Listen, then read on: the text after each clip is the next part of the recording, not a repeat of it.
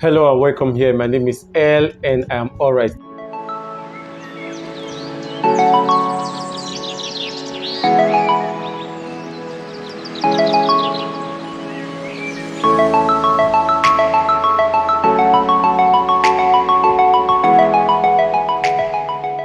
Thank you so much for joining. If you've not yet subscribed or you've not yet followed us, please do so right now. Hit the notification so you know when we post amazing videos. Today, I want to share something very interesting, and that's because for those in Nigeria, it is rising and rising, and those who are in other Western nations, you get to be facing the realities of this.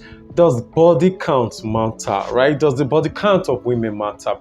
When we talk about body count, what do we mean? It means the number of people a particular person has had sex with, right? So the number of people you have had sex with, that is the whole idea of body count. So in case someone says my body count is 3 or my body count is 15, or you ask what is your body count, you should know what this person is trying to say. That body count in this sense has to do with how many people have you had sex with, more particularly vagina sexual intercourse, right? I have shared again and again that the most important thing for us to do is to review people today and not to rate them or judge them based on their past. Simple. You shouldn't lose a good man or you lose a good woman just because of their past that they have moved from, right? But to what extent does their past truly affect them? We hear again and again people bringing baggages from their childhood, baggages from their life experiences, baggages from their past relationships into their marriage, into their present relationship. Is that the reason why men are concerned about body count? Why does the issue of body count always come up and become an issue with some men, or let me say many men, right? There are many reasons why body count is an issue, and I want to explain some of them to you one after the other, and I hope you don't mix this. Number one is the fact that pleasing women is not easy, right? To please a woman is not easy. So many men are concerned as to, can I please her? Will I be able to please her if she had had 5, 7, 10, 16 men? Should have had a lot of sexual experiences, a lot of variety, and a lot of flavors from these different men. The question now becomes, can I as an individual meet all her sexual needs? Can I as an individual meet all her sexual desires? Can I fulfill all these pleasures that different men gave to her?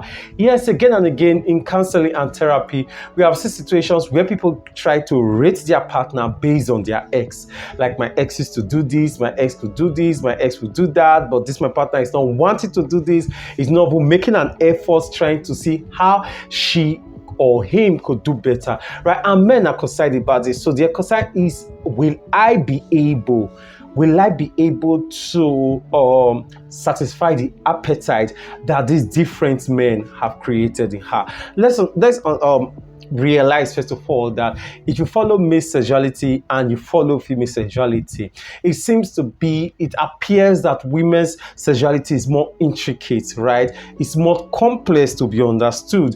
While men may naturally just have one orgasm, women have clitoral orgasm, vaginal orgasm, and even at that, they can have multiple orgasms at a time.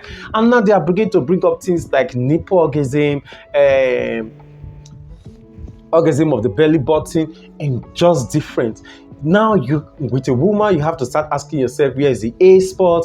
Where is the G spot? You're targeting making her come, making her reach orgasm, and at the same time, you're asking yourself that, oh, can I make her be able to do this and that? So men are usually concerned about if she has had a lot of body count, then there's every possibility that I may not be able to satisfy her. I may not be able to please her. I may not be able to do the different things. And the reality is true, because men and women are different. And we realize that not just men and women are different, people are different. So there's a beauty that I bring into a relationship that no other person can bring by default. They will bring it their own selves, they'll bring it their elements, they'll bring it their spices, they'll bring it their things, but there are still some things you would miss in me. So men don't want to put up with this reality.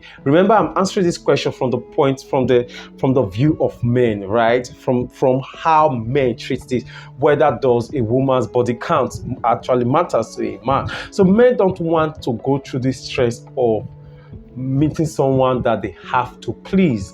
Yes, going through all the stress of pleasing you, and you like, you're not sucking my boobs like James, or you're not touching me the way Peter did, or you're not doing this or that, and it matters to men. Then again, there is a biological reason, which is one of the biological reasons is paternity issues, right? We know right now that there's a lot of paternity fraud out there, and many men are concerned about how it affects them. So a woman who has had many body counts, to a man by default, he's thinking of how am I sure that she's pregnant for me? What if it's another man that impregnated her right now? And you see this a lot when we're talking about paternity fraud, and we are talking about all the paternity issues that are out there. Men are concerned and asking themselves simple questions like, am I truly the father? At the time you are seeing me, you are seeing somebody else. Oh, you also mentioned you saw somebody before me. And all these issues keep on arising. Don't blame men. It is just the biological side of men. Do not forget that even in the animal kingdom, lions, other cats, dogs, and the rest, they are most likely going to kill a cub that they did not sire, right? It's just the nature, the biological nature of men. Men want to pass their own gene, and they want to be very sure that the child, the offspring of that relationship is truly theirs and not from another person. So the body count of the woman is very important in this situation, because he's like, am I truly the father of the children? Okay. Another one again is level of difficulty. Again and again, we all agree that women are more choosy and selective when it comes to choosing a partner, when it comes to choosing a mate, because they're going to be pregnant for this person, they're going to have a child for this person. This person is going to be a major role player to the genetic makeup of their child, right? So they want to know if this person is protective, providing, strong enough, caring, is healthy enough to pass healthy genes. These are many things that women are concerned about. And biologically, psychologically, women always take this into consideration when they are making their choices. So they want to know, is he tall? Is he body built? Is he this? Is he rich enough? Can he defend us? How much influence does he have? How much social status does he have? Will he be strong enough to care for our child if the need ever arises? Yes, nobody says you go out there and be a murderer, but if the need ever arises, will you be able to do that? These are some of the things that women get to consider.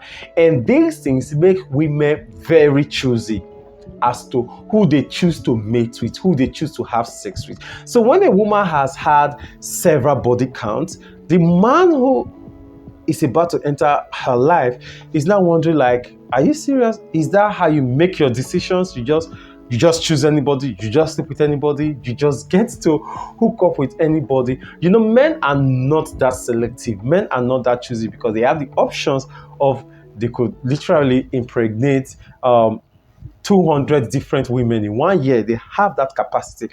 Unlike a woman who can only get pregnant for 1 month, at least for 9 months. Right? For about 9 months thereabout, right? Unlike a man who could impregnate 3 women in 1 day. So it's different. Men may not be so just choosy, but they may not be so particular, right? If you don't bear a healthy offspring, another person will be another healthy offspring. If you're not doing well, I have another option out there.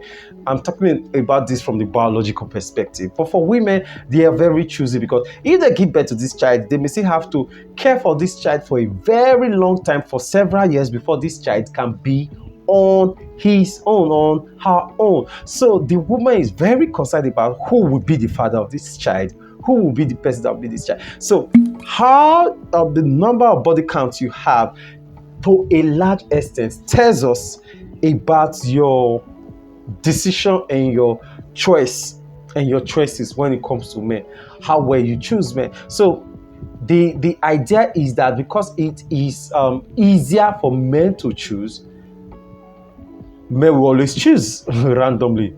But because it is more difficult, women would not always want to choose just like that.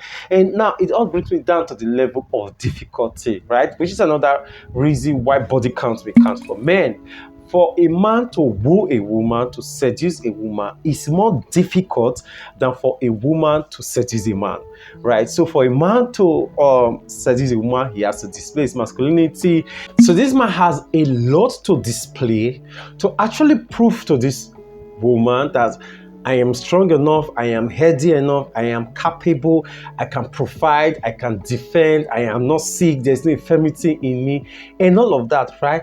Well, you get it. So it is very difficult generally in the animal kingdom. Men have to do a lot to win women. Women are always positioned as a trophy, and that's why technically it is more or less of pride for a man when they are talking about body count, because like, wow, you mean you had the ability to woo this amount of women, you had the ability to convince this amount of women, you had the ability to make these women believe you, to be for them to agree to have sex with you, right? So that is why it is like a plus to men. Body count is like a plus to men.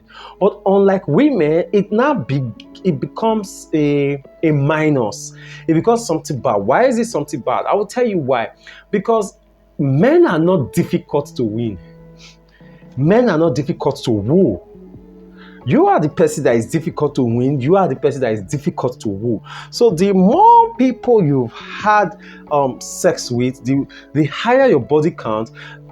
It's somewhere in the regular wiring of a man, the default wiring of a man, to say, wow, you must actually be cheap for this number of men to have been able to convince you and woo you and sell themselves to you, and you continuously bought them for you to have had sex with 16 of them. So it is not about sexual liberation here. Now we are not talking about sexual liberation, which focuses on sociology. That's more or less like sociology.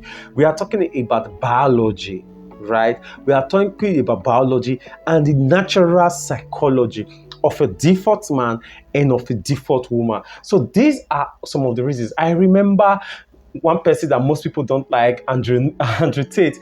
Andrew Tate said something, and I agree with that particular statement. He said, the number of body count you've had is a clear reflection of your sexual. If I should quote, he said, body count is an easy way to judge a person's sexual values and morality, right? It's just the easy way, whether you're male or you're female. Your body count, just tell us how many people, tell us your age and tell us how many people you have been with sexually. Then we can tell your moral values, we can tell your sexual values, you can tell how cheap you are, we can tell how easy you are, or we can tell how much you take for granted your sexuality, right? And these are some of the reasons why body count is very key and is very important to men. So we are not trying to justify it, but then if you're dealing with a man, if you're going to be married a male man someday, I think it is important for you to take important what these men take important and how men see things, not how you want them to see things. That's usually the problem. Women want us to see things the way they want to see things, and men want women to see things the way they want to see things. The best things for us to do is that if I want to get a woman, my primary focus should be, how do women think? Why do they think this way? What do they behave this way? What is the way to go? What's the way to go about it? How should I go about it? If you want to get a man, what do men think? How do men think? If body count does not matter, why then are women encouraged to lie about it? If you think it actually does not matter. Well, some will say, and those men who matter about body count is because they have insecurities, they have this and that. Well, you never can tell. These issues never arise. And of course, those of you who have been following for a while, you definitely know that your CCL is also a family lawyer. There are many things people may not take important until an issue arises. So you now start doubting, like, at the slightest thought of cheating, you wonder, like, if she, as at when she was 18 years old, she had already slept with 4 guys, what make you think that she will not easily fall for another guy in her office? What make you think that she's not sleeping with a guy in her office right now? What make you think that that guy that is sitting on her, she will not fall for the guy, even though she has told you repeatedly that she has blocked the guy, this and that? You just have these thoughts in your head.